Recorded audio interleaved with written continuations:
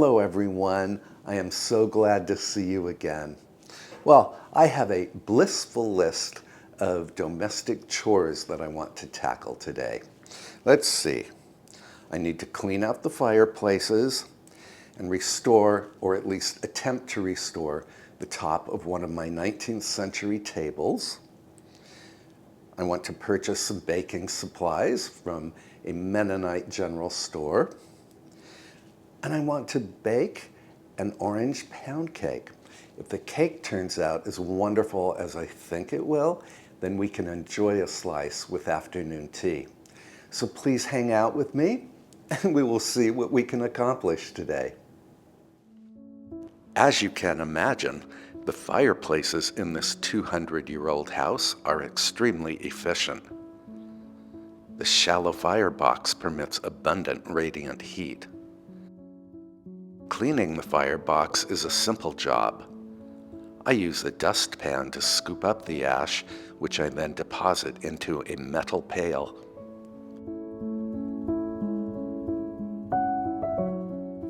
If you have a fireplace and you only burn wood and maybe newspaper for kindling, just as I do, then you can use the resulting ash as a soil amendment in the garden. Wood ashes are rich in potash, the very substance that raises the pH of soil and therefore sweetens it. Sweet soil is the desire of lilacs and many other plants. After we finish scooping the ash from these fireplaces, we will pour it beneath the lilacs in my garden.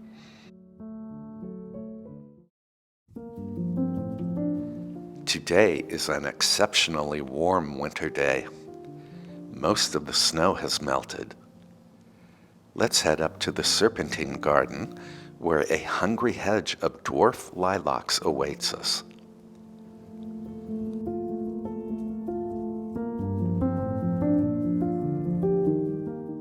I am pouring the wood ash on the soil beneath the lilacs. Rain and snow will eventually water the potash into the soil.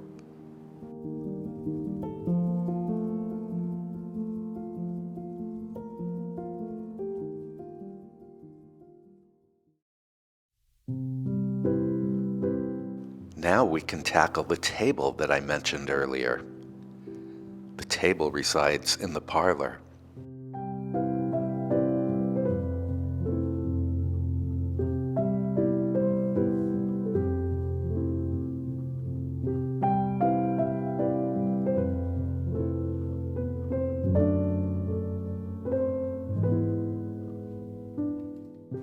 It's a spider leg table that we purchased at auction many years ago. The table was built in the late 18th or early 19th century. The top has a water stain that I hope to remove today without damaging the existing finish. Since the weather is warm, we can bring the table to the front porch.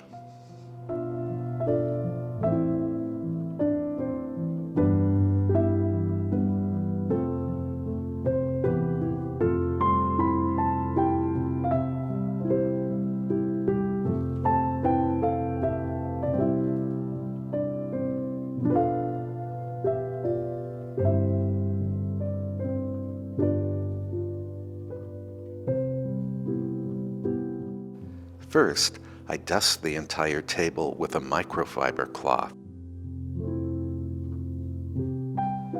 The white mark you can see on the underside of the table is the remains of a sticker that was placed there by the auction house. I think we can remove it today. I am using mineral spirits and superfine steel wool to deeply clean the table and always rubbing in the direction of the grain. Superfine steel wool is only slightly abrasive. It is flexible enough to reach into the decorative grooves on the table. Mineral spirits will remove dirt and wax, but it will not dissolve the existing shellac finish.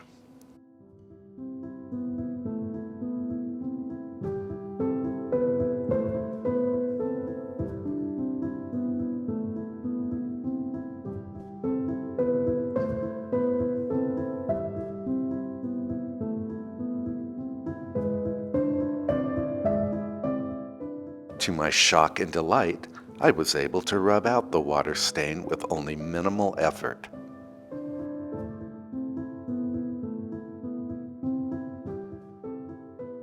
I'm going to grab a cup of coffee while I let this table dry for about 5 minutes. Now that the mineral spirits have dried, I use a tack cloth to remove any dusty residue. A tack cloth is a sticky cloth that you can buy at any hardware store. Then I apply mineral oil to the table and rub it in with a fresh pad of fine steel wool. Mineral oil is inexpensive. It nourishes thirsty antique wood and lends a pleasant degree of sheen.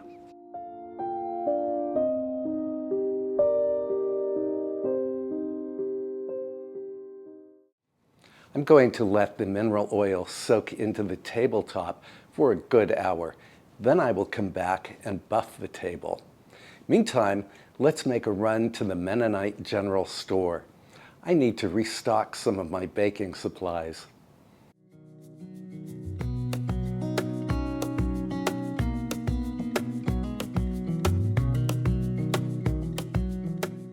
The General Store is located 13 miles north of my place.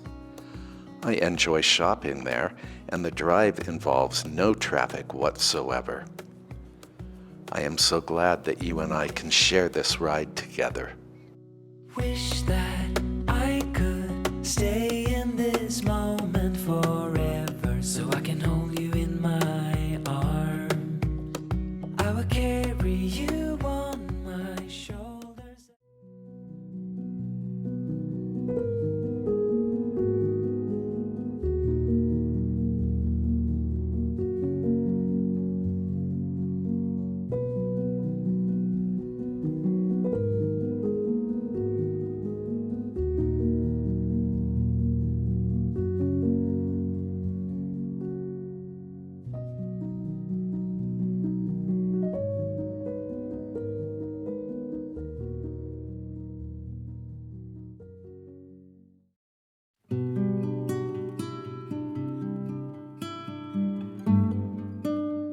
The General Store is a gold mine for bakers. It carries everything from candy to flour. It is a shame that I am not in the market for candy today.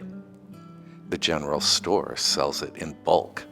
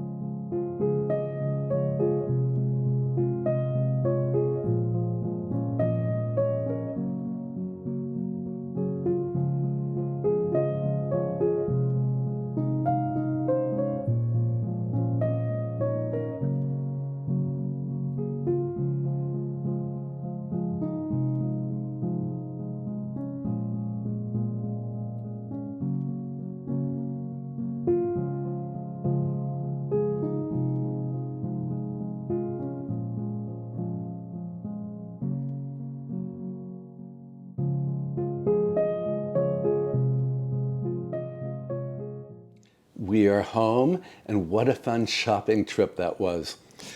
I got a 50-pound bag of all-purpose flour, and of course some other things, including Amish butter, and my beloved potato flakes, and some baking powder, and some other things.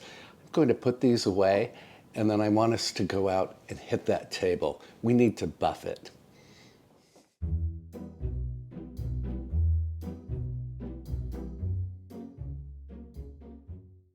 My friends, I am absolutely amazed at how well this table turned out. For only a small amount of effort and at only minimal expense, I was able to restore the table to its former glory. Now I am using a soft cloth to vigorously buff the table to a brilliant shine.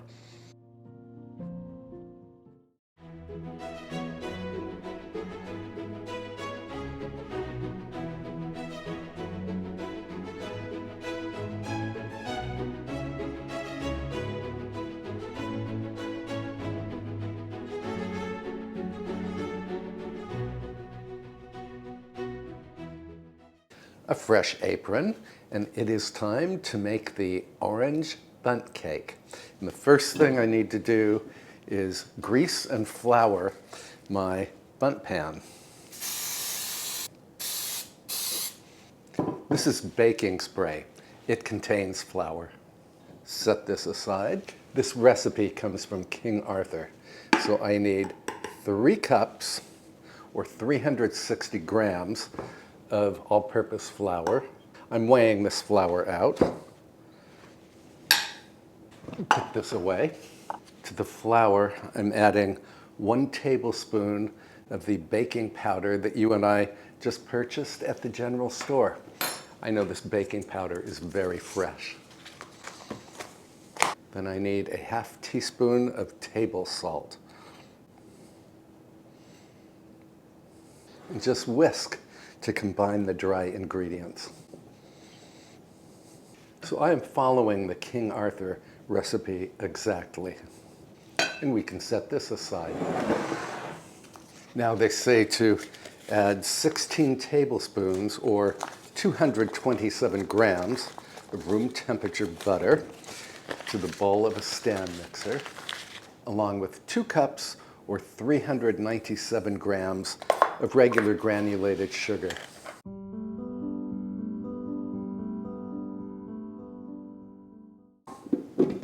Then we have to cream the butter and sugar together until the mixture turns light and fluffy. And this butter is at room temperature.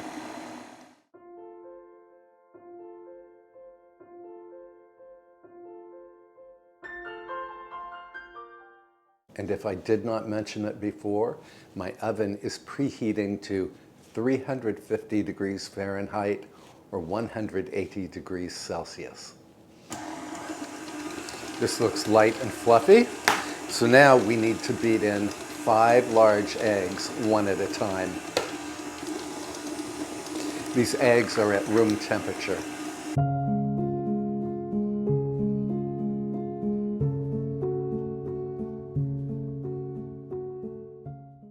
Eggs are what makes this cake a pound cake. Now we need to beat in the flour mixture, alternating with 3/4 cup or 170 grams of orange juice.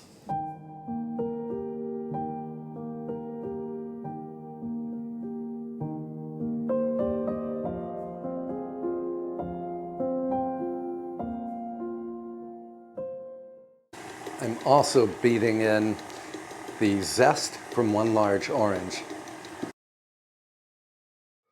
This smells incredible. It's really amazing what a little orange juice and orange zest will do. Now I have to give the batter a good scraping with a spatula to make sure any stray bits of flour are incorporated. Now we can transfer this luminous batter to the bundt pan.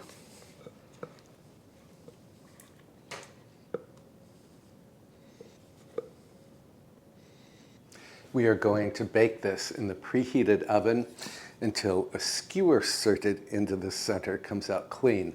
It's going to take 50 to 60 minutes.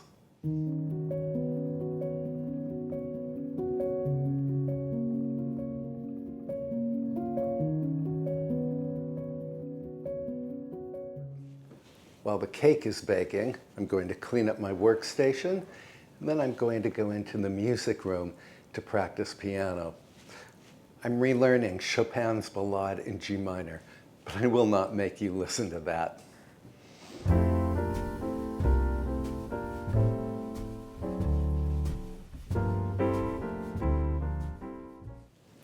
This cake has a wonderful citrus perfume.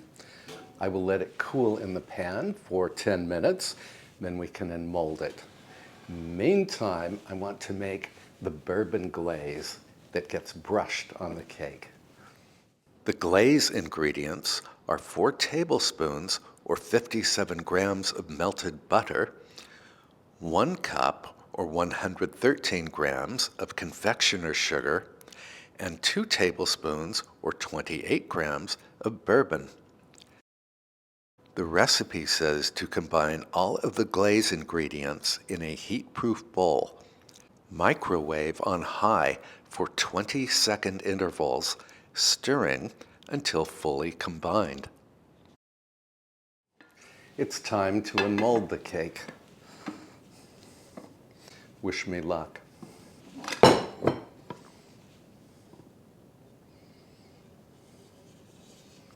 It's stuck a little bit, but I don't mind.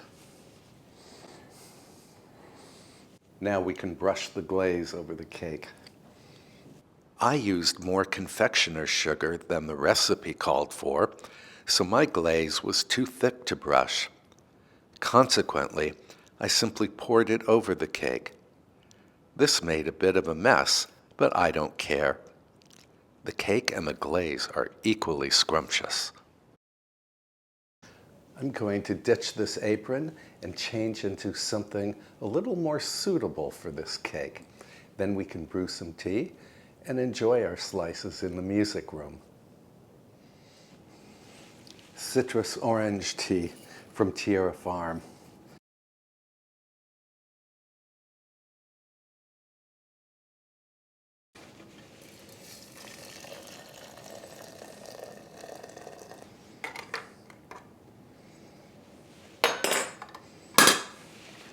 To the music room.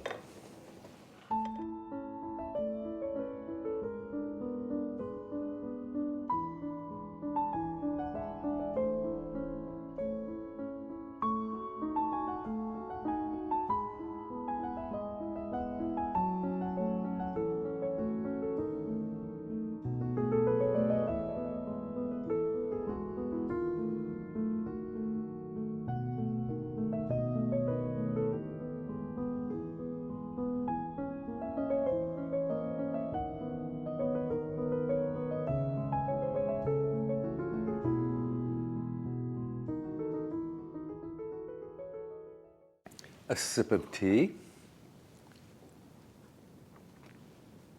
Delicious. And now the cake.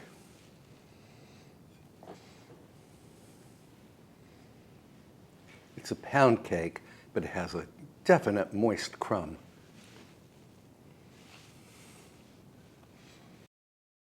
It's very citrusy from the orange juice and the orange zest, and the bourbon glaze is something else, let me tell you. It's really delicious.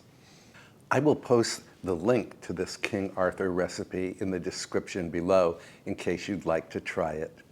Thank you for spending time with me today while we cleaned the fireplaces, we restored a 19th century table, we shopped for baking goods at the general store, and we made this glorious orange pound cake. I can put a couple of my other videos up here or up here that you can enjoy between now and my next upload. Until then, please treat yourself well, and I will see you in the next episode.